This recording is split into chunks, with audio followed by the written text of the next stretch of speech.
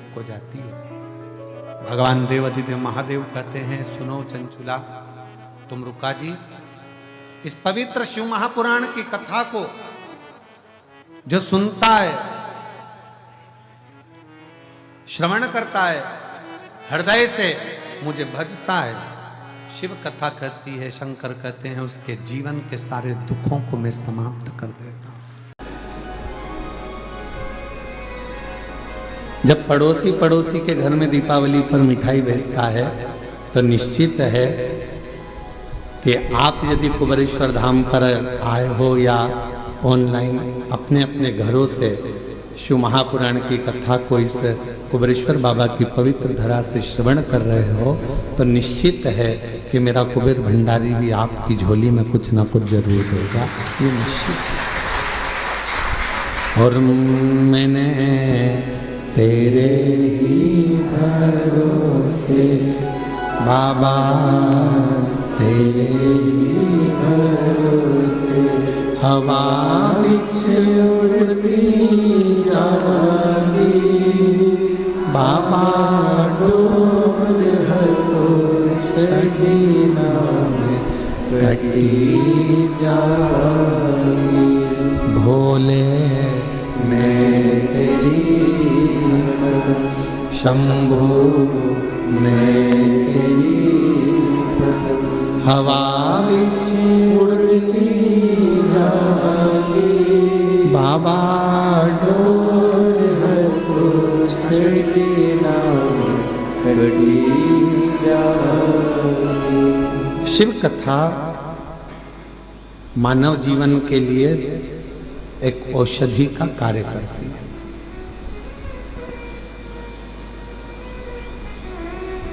व्यर्थ का खर्चा और व्यर्थ की चर्चा,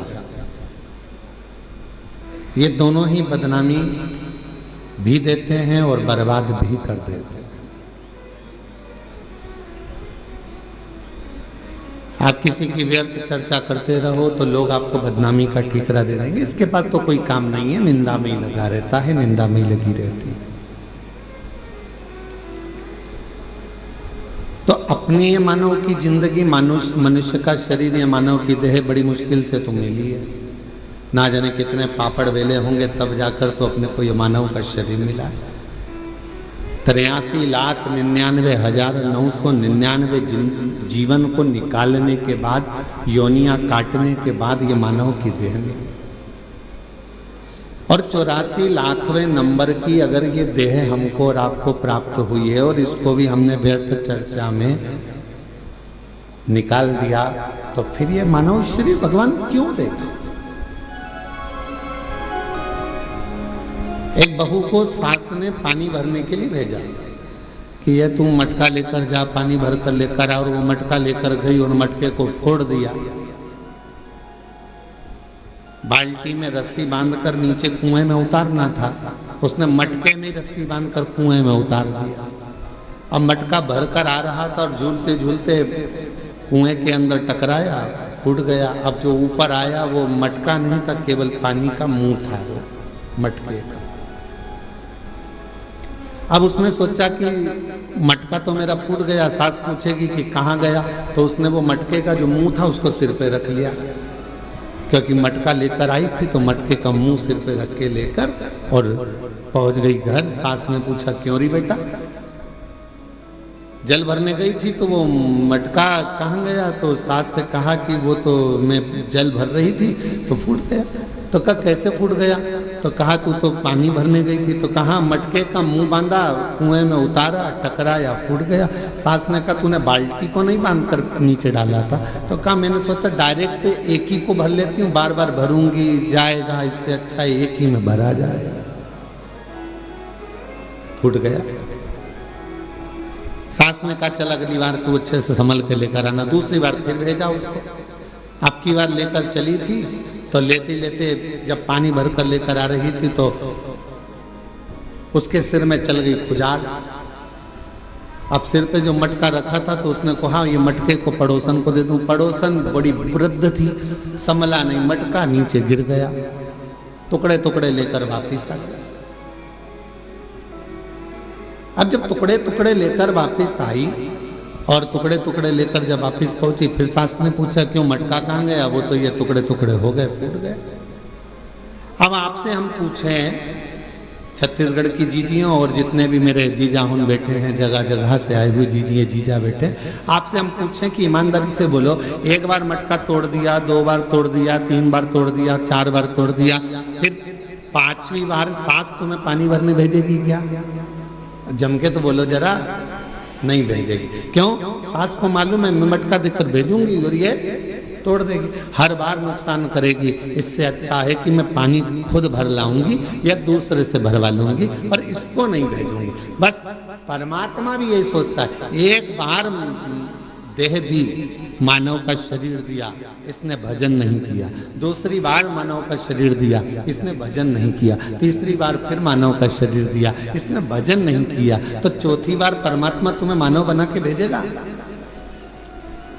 जब जब मनुष्य का शरीर पाया, दिन भर इधर की चर्चा, उधर की चर्चा, इधर की बात, उधर की बात, तो अगली बार भगवान ने सोच लिया कि इसको मानव बनाकर नहीं भेजना, मेंढक बनाकर भेज दे।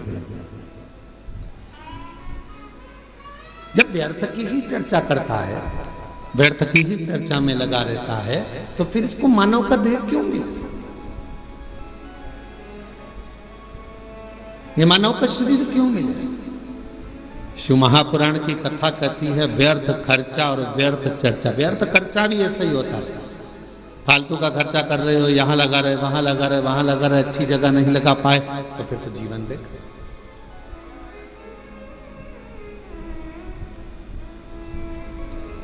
और मिलती है शिव नाम की दौलत कभी कभी,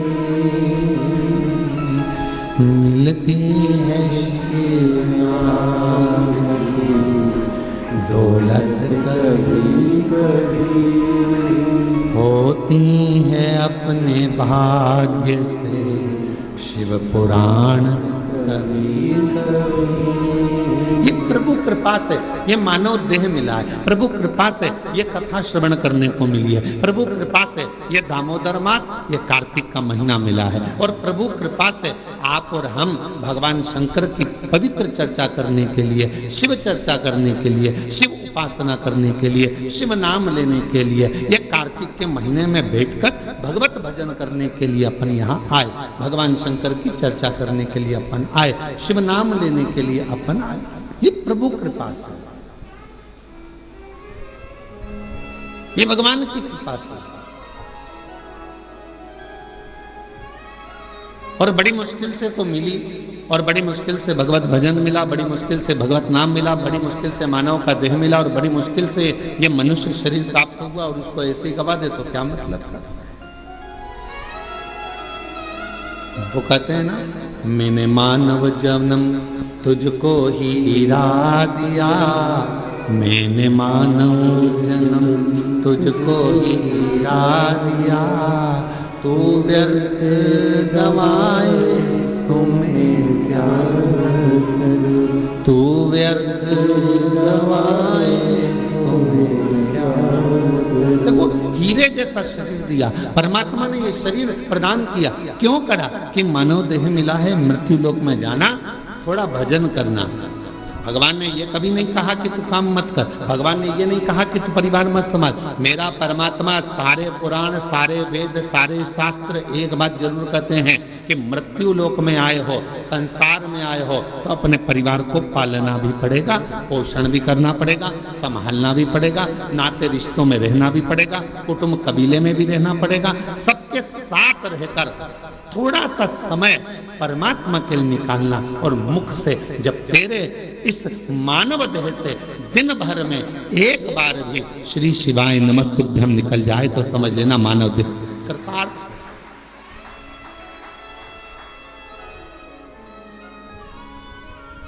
ये मानव देह श्रेष्ठ हो।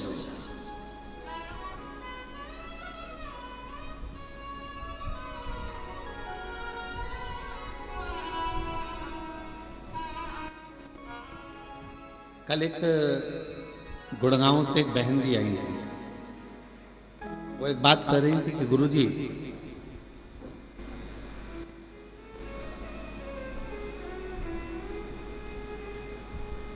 मैं जहाँ रहती हूँ उस गांव, उस सोसाइटी से शिव जी का मंदिर कम से कम 3 किलोमीटर दूर है।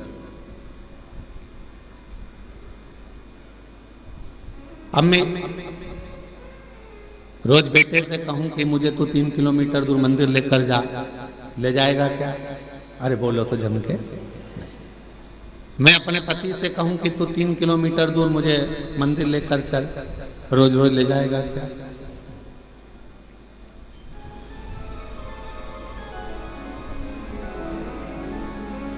अभी हम आ रहे थे, इसके 1 घंटे पहले यहाँ पर हमारे, हम जहाँ रहते हैं कक्ष में, उसके बाहर एक माताजी बात कर रही थी दूसरी माताजी से। कहे कि मैं तो मेरे पति को बोलकर साथ में लेकर आई हूँ कि अपन केवल आधा घंटा की कथा सुनेंगे, उसके बाद आ जाएंगे। हम कल से आए हैं और कल हमारा पति यहाँ आया और कहने लगा चल अपन यहाँ से फिर चलते हैं, चल चल चल। और उसने रात की जो आरती करी शाम की प्रदोष काल की, उसके बाद हमारा पति हमसे बोला अब तो पूरी 5 दिन की सुन के ही जाए।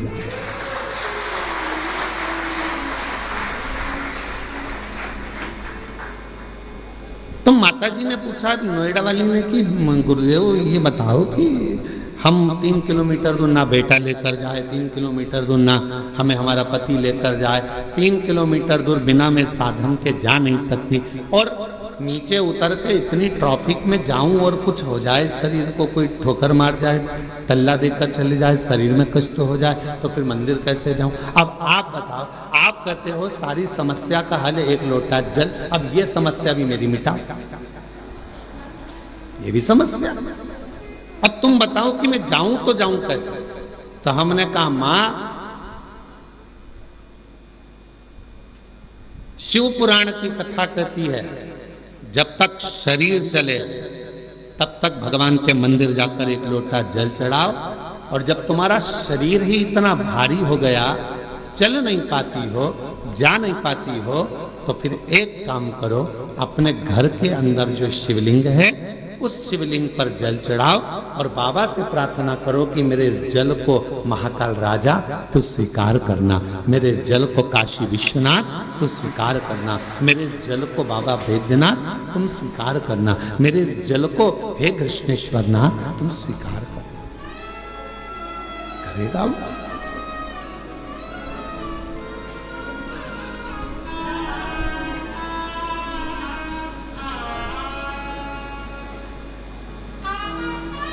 वो स्वीकार करे। बचपन में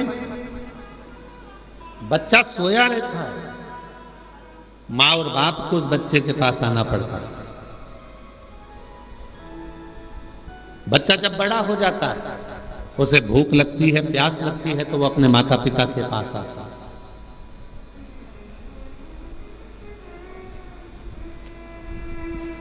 शिव महापुराण की कथा कहती है जब शरीर में कष्ट है, रोग समाहित हो गया, पूरा शरीर शिथिल हो गया, आप मंदिर नहीं जा सकते, तो एक काम करो, घर में जो शिवलिंग है उस पे जल चढ़ाकर आचमन करो। और अगर इतना भी नहीं चल सकते हो तो पलंग पर भी अगर पड़े हुए हो तो मानसिक पूजन करो।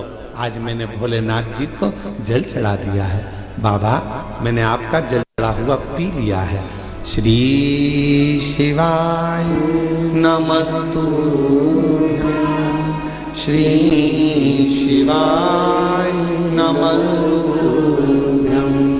श्री शिवाय नमस्तुभ्यं, श्री शिवाय नमस्तुभ्यं। बाबा मैंने जल चढ़ा दिया, बाबा मैंने आचमन कर लिया, पलंग पर पड़ो, शरीर नहीं चल पा रहा, आप अपने कमरे से निकल भी नहीं पा रहे हो, कहीं जा भी नहीं पा रहे हो, तो भी उस शिव को याद करो, उसका भजन करो, उसका स्मरण करो। तुम नहीं जा सकते तो क्या हुआ, तुम्हारे भक्ति के बल से एक दिन कुबेरेश्वर बाबा तुम्हारे दरवाजे तक जरूर पहुंचेगा, तुम्हारे घर तक जरूर पहुंचेगा। आप जाओ उस तक।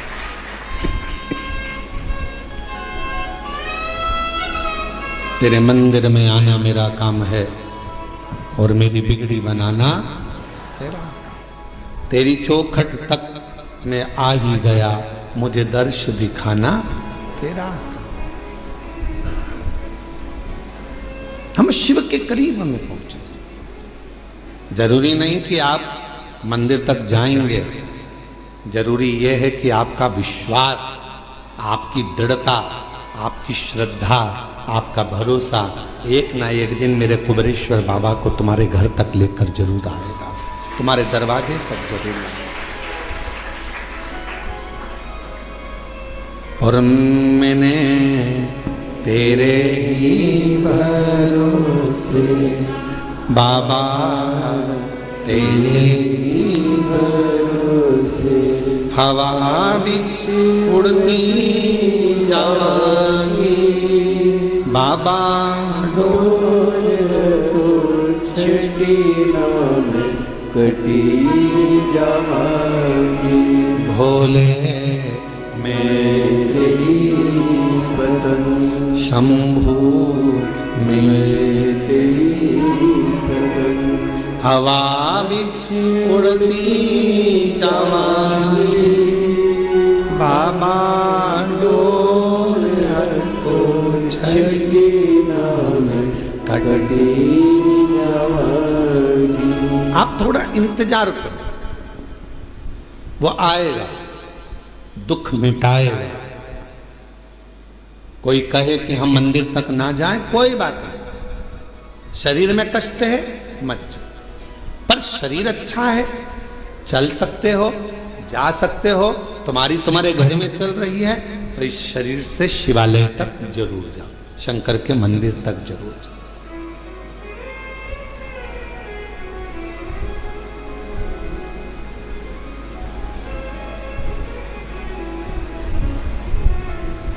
उसके द्वार तक पहुंचने का प्रयास जरूर करो।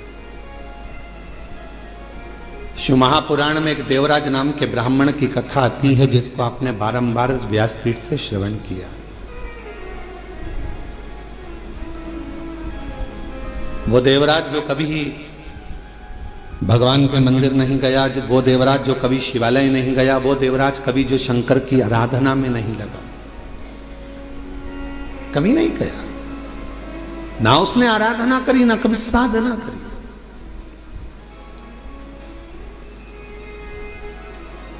चोरी का धन लिया,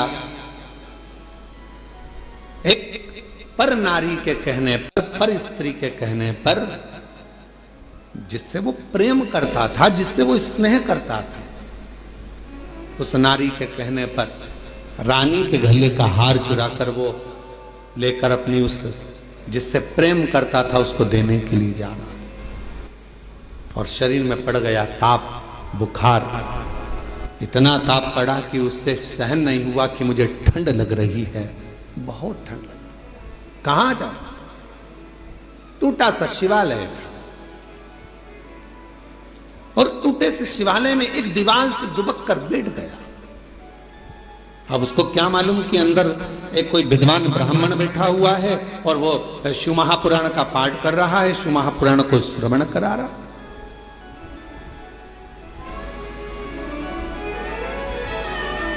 पूरी दुनिया में सारी पुराणों में केवल एक पुराण ऐसी है, शिव महापुराण, जो किसी यजमान को नहीं सुनाई जाती, जिसका श्रोता यजमान नहीं होता, जिसका श्रोता दुनिया का कोई व्यक्ति नहीं होता, जिसका श्रोता केवल सारी पुराणों में केवल एक पुराण है। श्रीमद् भागवत को आप उठाएंगे तो राजा परीक्षित उसका श्रोता है, फिर कोई पुराण उठाएंगे तो उसका काशी नरेश एक श्रोता है, फिर कोई पुराण उठाएंगे उसका श्रोता यह है, पर शिव महापुराण का कोई श्रोता नहीं। शिव महापुराण का केवल एक श्रोता है, वो देव अधिदेव महादेव और माता पार्वती जी कथा को श्रवण करने के लिए। 5 दिन यदि शिव महापुराण की कथा होती है, 7 दिन यदि शिव महापुराण की कथा होती है, मुख्य यजमान के रूप में जैसे साहू साहब यहाँ दामोदर जी बैठे हैं, दामोदर प्रसाद जी बैठे हैं, इनका परिवार बैठा है, या जिस तरह से आप सब इस पवित्र कथा को श्रवण करने के लिए बैठे हो, तो ये सोच कर बैठना 5 दिन आप कोई इंसान नहीं हो, 5 दिन आप कोई मनुष्य नहीं हो, 5 दिन आप कोई भी तुम्हारा नाम हो वो अपनी जगह पर है। 7 दिन 5 दिन जब कोई कथा का यजमान बनकर बैठता है तो उस जगह पर वो स्वयं नहीं बैठता, स्वयं देवाधिदेव महादेव उसके यजमान बनकर बैठते हैं उसके रूप में।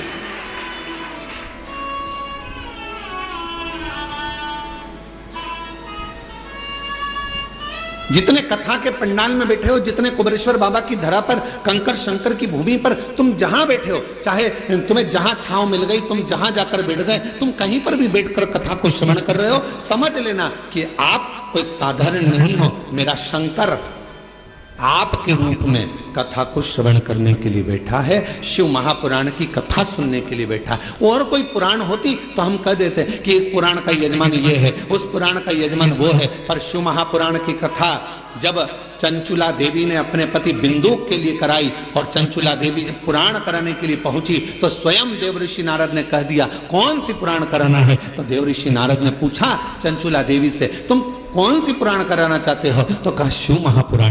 देवऋषि नारद कहने लगे इस पुराण का तो वक्ता और श्रोता ये दोनों ही कठिन है।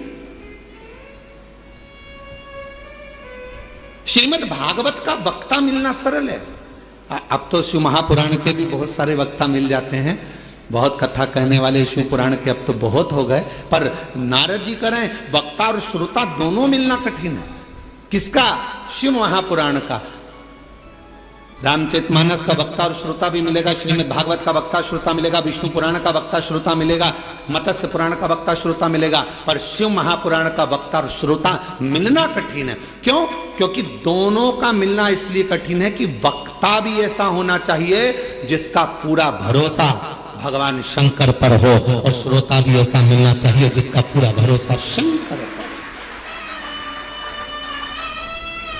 वक्ता भी ऐसा हो जिसका पूरा भरोसा शिव पर हो, शंकर के बिना रह ना सके, शिव के स्मरण के बिना ना रह सके, शंकर की भक्ति में डूबा रहता हो, शिव स्मरण में डूबा रहता हो, तो वो वक्ता हो। और श्रोता भी ऐसा हो जो भगवान शंकर के भजन के बिना, शिव नाम के बिना, शंकर के स्मरण के बिना, शिव भक्ति के बिना रह नहीं पाता।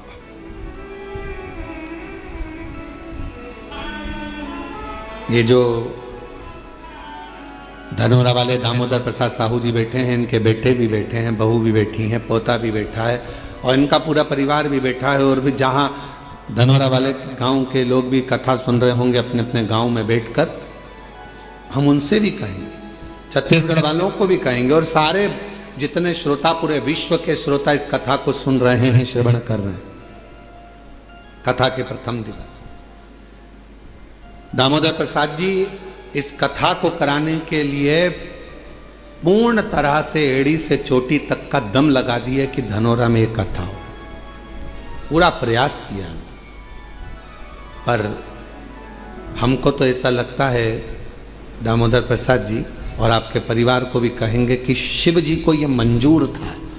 कथा तो तुम्हारी बुक हुई, पर शंकर जी को ये मंजूर था कि कथा तुम्हारे माध्यम से, धनोरा गांव के लोगों के माध्यम से कुबेरेश्वर बाबा की धरा पर हो। ये निश्चितता वो है। लड़के की शादी होगी ये निश्चित है, बहू भी आएगी ये निश्चित है, पर कहां की आएगी ये निश्चित नहीं है। एक पंडित जी महाराज अगर ज्योतिषी करे और हाथ देखकर कह दे कि महाराज तुम्हारे लड़के की शादी होगी, ऐसी बहू मिलेगी और बिल्कुल जोरदार मिलेगी और बढ़िया रहेगी, पढ़ी लिखी रहेगी, ऐसे रहेगी, घर संभालेगी, ऐसा होगा वैसा होगा, घर में प्रथम लड़का भी होगा, ये भी होगा वो भी होगा, सब कुछ कहे वो, सब कुछ। पर कोई पूछे उनसे क्यों महाराज जी आप बताओ लड़की कहाँ की मिलेगी, तो पंडित जी मिलेगी तो पृथ्वी की।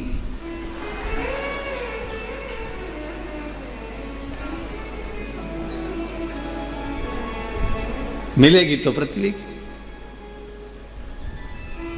एलईडियां चालू करो बाहर की, तो मिलना तो पृथ्वी की, मना नहीं। अब वो कहे नहीं महाराज जी अब वो पृथ्वी की तो मिलेगी, हमें मालूम है कि अंतरिक्ष की थोड़ी ना मिलेगी, ऊपर की थोड़ी ना मिल जाएगी, है? पर ये तो बताओ कि मिलेगी कहाँ की। तो इतने में कहा कि हाँ उत्तर से दक्षिण और पूरब से पश्चिम, इसी के बीच की मिलेगी। अब इतने में फिर उन्होंने कहा नहीं महाराज मिल तो जाएगी, पर वो पूरब से पश्चिम उत्तर से दक्षिण मिलेगी कहाँ की? तो फिर कहा हाँ लड़की मिलेगी। अरे वो लड़की तो मिलेगी पर मिलेगी तो भगवान ने निश्चित कर दिया, कथा दे दी, इतनी तारीख से इतनी तारीख तक है, धनोरा गांव में होगी, ये होगा वो होगा, सब कुछ निश्चित हो गया। और ये पूछे दामोदर प्रसाद साहू जी से, इनके बच्चों से, टेंट भी हो गया, साउंड भी हो गया, भोजन भंडारे की व्यवस्था भी हो गई, सारा धनोरा गांव छत्तीसगढ़ का एक एक बच्चा तैयार, कथा हो रही है, कथा हो रही है, कथा हो रही है। और मालूम पड़े फिर शंकर जी को कुछ मंजूर होगा। शिव जी ने कहा दामोदर मास में दामोदर प्रसाद तुम हमारे पास आओ, कथा यहाँ। और हम तो बाबा के भरोसे चलते हैं, हम तो बाबा के भरोसे चलते हैं, ये दुनिया वाले जलते हैं, ये दुनिया वाले जलते हैं, डमरू वाले के भरोसे चलते हैं, काशी वाले के भरोसे चलते हैं, सीहोर वाले के भरोसे चलते हैं, सीहोर वाले के भरोसे चलते हैं, हम तो बाबा के भरोसे चलते हैं, हम तो बाबा के भरोसे चलते हैं। तो ये निश्चितता है महाराज।